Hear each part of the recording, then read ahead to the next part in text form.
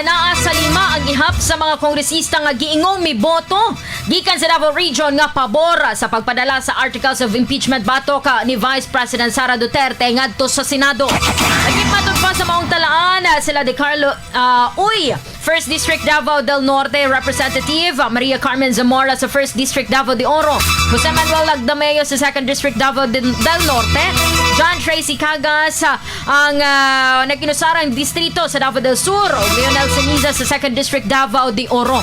Apan ang mga ngalan padayon sab karon nga ginapanubayang gina-validate human wala sila nagpadayag ngadto na sa publiko sa ilahang mga boto. Human sa boto sa Kamara ipadayon na ang sa Senado ang sunod nga proseso nga mahimong moresulta sa impeachment trial.